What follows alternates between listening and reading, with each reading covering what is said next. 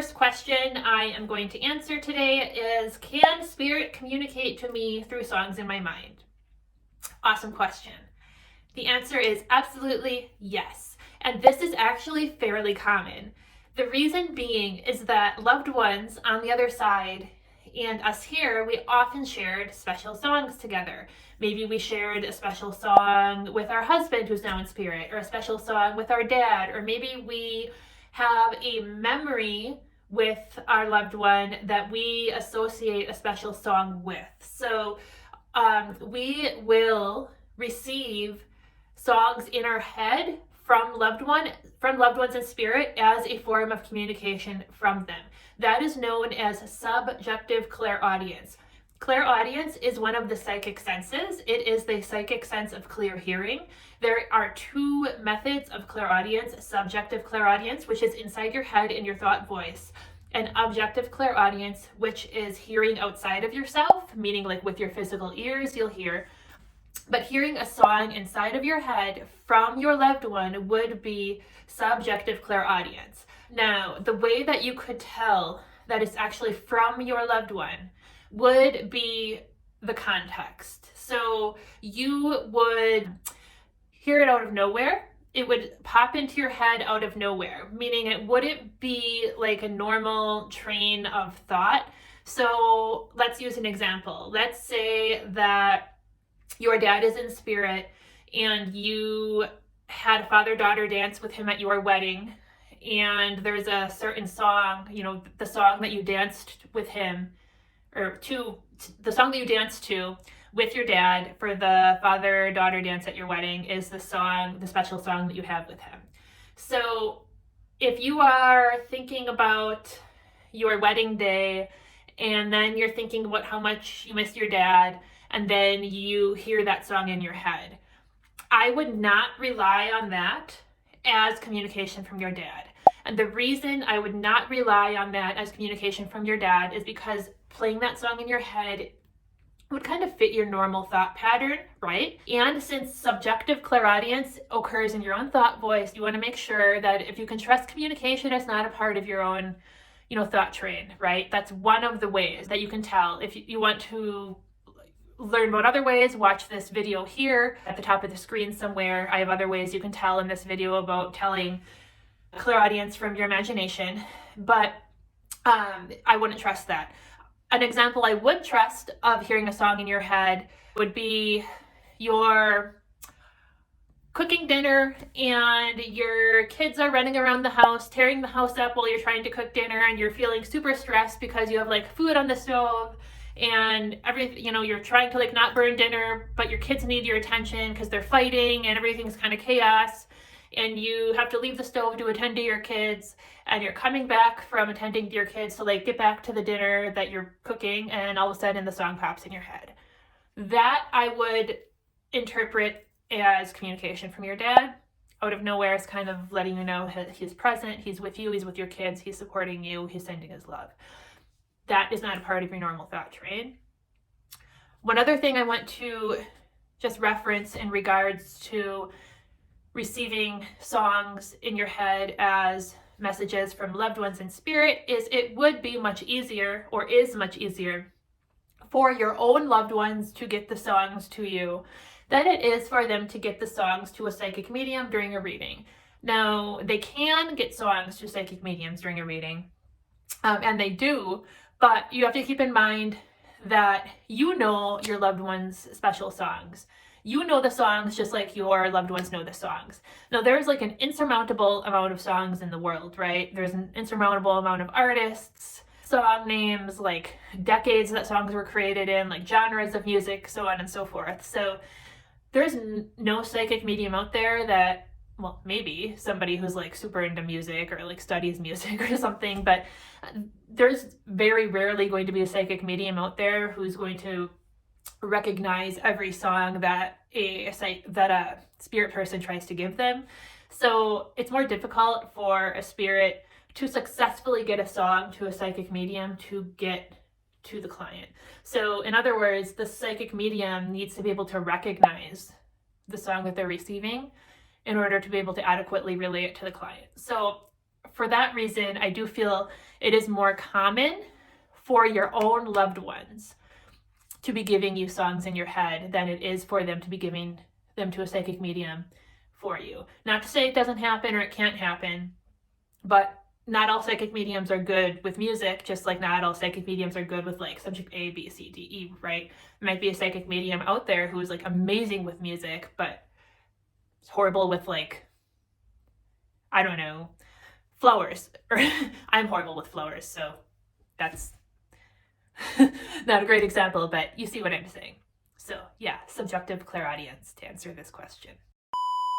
Next question. How was the first readings during the beginning of your development? I cannot stay focused. When you are first developing, when I was first developing, when most people are first developing, you are not going to be able to hold a link, which a link is your blend with spirit. So you are not going to be able to hold a link for very long. So now, as a professional psychic medium who is developed, who has taken the time to develop, I give 30-minute readings, I give 50-minute readings, and I do them back to back. So I might do a 50-minute reading, a 30-minute reading, and a 50-minute reading, or, you know, 3 30-minute readings, or whatever the case may be. But that's kind of my limit, even then. But in the very beginning, if I would go, you know, to a development circle or a class or whatnot, the very, very beginning, like a 7-minute link would tire me out. And then I would need to take a break. And then maybe later that day I would go to another class or another circle and I would be able to do another like 7-minute link. In the very beginning, it really depletes your stamina to be able to hold a link for more than like 10 minutes. So that is what you are saying here about cannot stay focused, that is very common. And I have heard the analogy used about runners versus mediumship. So when you are training for, say you want to train for a marathon and you've never ran before, it's very much the same. You really have to build your stamina up if you ever want to run in a marathon and maybe you're not even a jogger.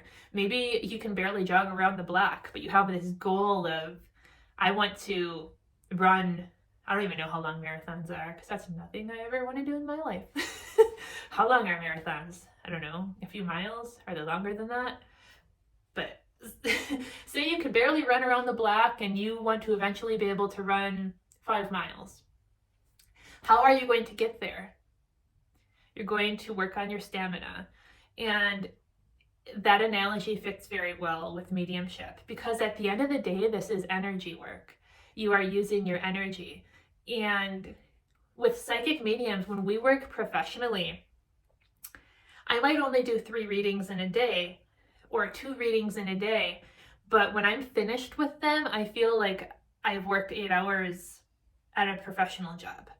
I feel the same as I did when I used to come home after a full day's work at my corporate job that I used to, hold. So it takes a lot out of you, and that's what you're feeling. It's not a lack of focus, it's your energy being drawn, and you need to build up that stamina. So to answer the question, my first readings in the very beginning of my development, they were shorter and they were more draining, but the more that you do, you build that momentum. It's like a snowball, right? And you will get there. Just keep developing, keep training, keep learning, never stop growing, and know that you will get there. A family member of mine is in development too, and he used to say like, oh, I feel like a wet noodle. Like at the very beginning, he used to come to some of my classes and feel just really tired, but it's not like that anymore. Once you know, you'll get there. You'll get there. The next is not really a question, it's more like a comment. And the person said, more about being your soul, observing yourself. Thanks.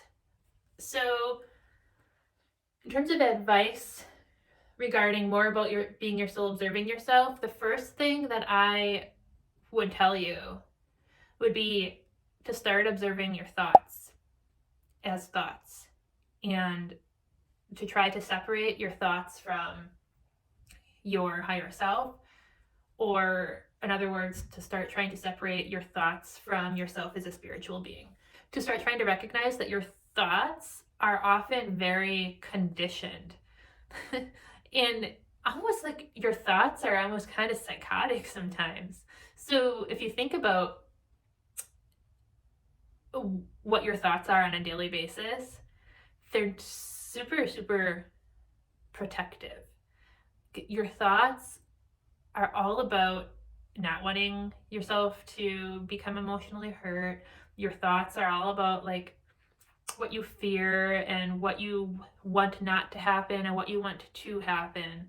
They're all about, your thoughts are almost always all about emotional protection, physical protection, or controlling how other people see you and perceive you. Almost always.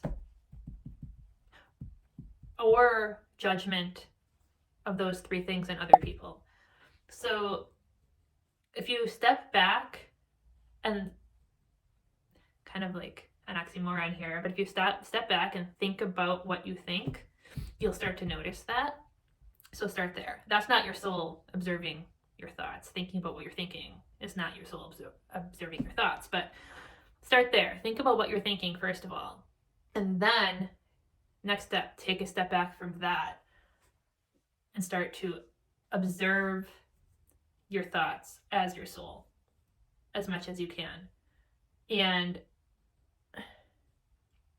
that's a great first step at recognizing yourself as a spiritual being having a physical experience.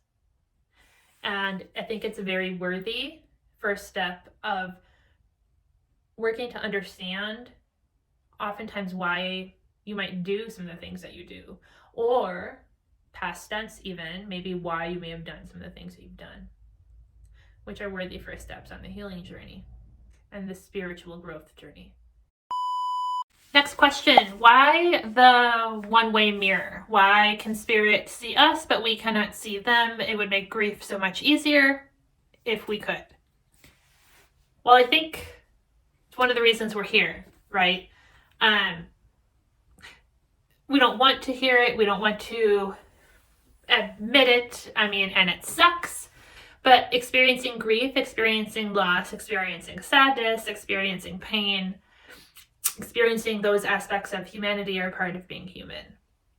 And if we were able to see into the spirit realm just as readily as the spirit realm is able to see into us, there would literally be no reason to have two separate realms. There would literally be no reason to have a human experience. I mean, other than the fact of having like physical touch, the ability to physically touch and to experience negative emotions, there would be no reason to be here. It really wouldn't make a whole lot of sense if we were able to see everything as easily as we had been able to see it before we came here. There wouldn't be much of a sense to come. We would be able to have full visibility to everything that we had left, aka home, prior to coming here to Earth School or to the human experience, whatever you want to call it. And therefore, we wouldn't learn what we need to learn. We wouldn't achieve what we need to achieve. We would probably get a small fraction or experience a small fraction of what we would otherwise experience here as humans. It would be very watered down for us. Our humanitarian experience, our human experience would be very watered down for us if we had that kind of full, unabridged crutch all of the time. That's not to say that we can't remember a lot of it and grow to achieve that access some of the time. I just don't think that we're intended to walk around overlapping both realms, 24/7, 365, having full visibility, because it wouldn't achieve human growth. Next question. Do you teach your children that we are energetic beings living a physical existence? I try to explain this to my child 4, but I'm not sure if he can understand, and I don't want to confuse him. Thoughts? I do not explain that in depth to my kids, that we are energetic beings living a physical existence. However, because I don't think that they would really understand it. I mean, maybe to a point, but what I do is we'll say things like, well, you can talk to him in your head. So, for example, when our cat passed away, we talked about how you can talk to him in your head and he will still hear you and things like that. And they still will say things like that to this day. Our cat passed away a year and 4 months ago. And my daughter will still say things like, oh, I talked to him in my head, and so on and so forth. I've also taught them when they're really worked up or having trouble calming down. I've taught them super simple meditation techniques that they don't even know are meditation, such as I've taught them to picture a heart here. And I tell them they get to pick what color it is and to picture it in their mind and concentrate on the heart. We've talked about how trees are alive on the inside and they have, golden light on the inside and they're all energy on the inside. And they're alive and just like we are. But that's about as far as the discussion has gone. Oh, and also in terms of if they hear voices or see things, not to be afraid. We've talked about that. Because my middle one is very intuitive, very psychic, and he has seen spirit people with his eyes. He just thinks it's normal. So we very much normalize it in our house. They don't know what I do, though. They don't understand it. We don't talk we talk about it in front of them here and there, but they don't know what I do. However, when he has seen people, he's just like, hey, who's that? He doesn't get scared or anything. And when they've heard voices or things like that, we very much just discuss it like it's normal. And that's where we go from there. We also don't bring it up unless they bring it up. It's about not pushing it on them, but not pushing it away when it's brought up. So that's how I've approached it. And to the same end, my husband is the opposite of spiritual. He's not against spirituality. He just doesn't at all. He supports it, but he doesn't understand it. So sometimes when I explain things, it's like I'm explaining it to him too. So I think that would be important as well. You need to be on the same page with it, right? If you have a spouse who's afraid, that would be hard because your kids would sense their fear and shut down. My husband's not afraid at all. There's zero fear, which I'm thankful for. I think you would have trouble if there would be fear in your partner. So you need to make sure that that's not present. And if that is, I probably would steer clear of maybe not bringing it up at all.